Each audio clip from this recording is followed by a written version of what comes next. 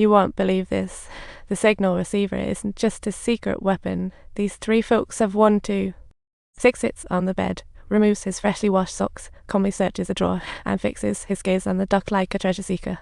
He's much smarter, grabs the coin, easily opens the vent, revealing drag marks inside as if seeking clues in the dark. Meanwhile, Moss has fled overnight. In the boss office, two groups of thugs die bizarrely.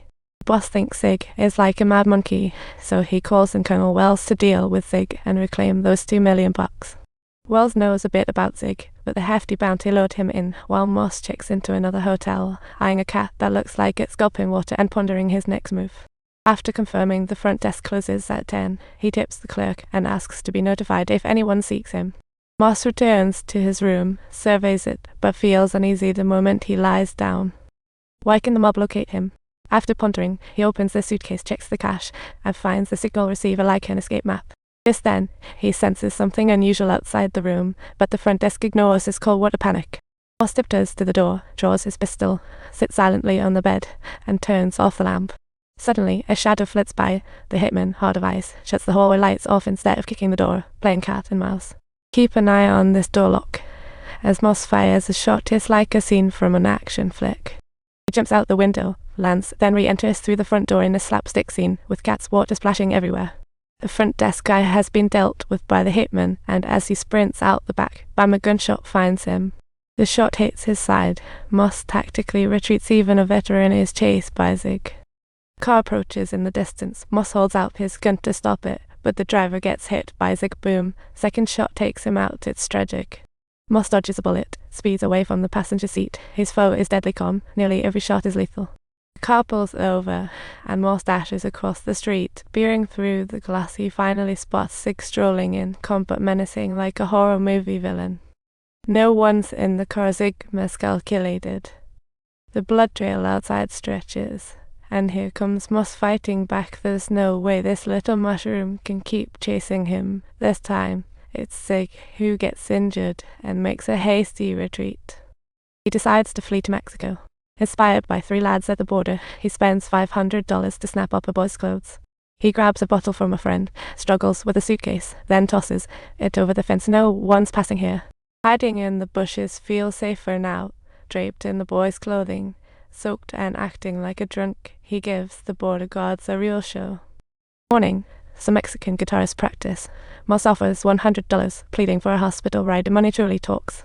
But another guy isn't so lucky, watching the world go from night to day, sporting a befuddled. The pharmacy finally opens, and he lifts his favorite shirt, limping over to the gas tank and stuffing it in there. Truly a choice of a drunk. Drenched in gas, he lights up, enters the pharmacy amid chaos to grab meds. A classic movie scene. Brilliant. As a neat assassin, he puts blood-stained clothes in plastic, injects himself for DIY surgery.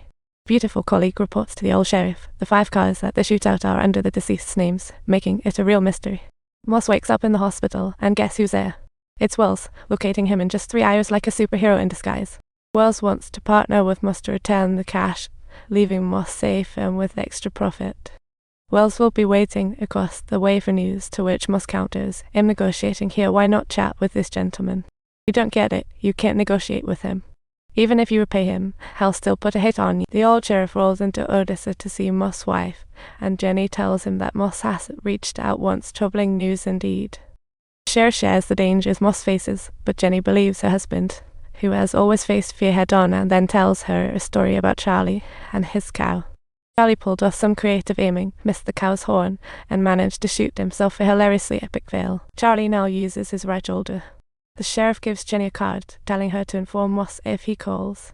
The sheriff claims he'll protect him, then sighs dramatically, stating that nowadays all it takes is a metal rod to take down a cow. It's practically a walk. The cow drops instantly. He's talking about the weapon of cold-blooded killer. Wells strolls the borderline, guessing Moss wouldn't be stupid enough to carry the cash box across. If it's him, injured, he might drop the box temporarily, as Wells suspected. Instead of rushing for the box, he returned to the motel to follow his plan. Upstairs, he got a big surprise. A man appears behind him. It's Zig. Wells sees Zig and jumps like he's seen a ghost. He didn't expect Zig's swift arrival, hurriedly defending he could quit any time and knew them on his location. So, he hopes Zig will let him go, promising he won't let Zig down. Just then, the phone rings. Zig takes care of Wells, then answers the phone. It's their first conversation, and Zig's demands are straight out of a Jaws movie. His demand is simple: Moss to meet him, or Hal go to Odyssey for Moss' wife. Zig has principles. Moss must die for his deeds. However, if he returns the money, Zig assures Moss his wife will survive. Such communication only infuriates Moss, like he's the punchline to a bad joke. Moss gets ready to head back to America, but is stopped for questioning. After an ex-veteran's chit-chat, he finally strolls into town, decked out in new threads like a VIP. He hits a store to suit up, then retrieves the cash from behind the wire like he's some superhero about to save the day.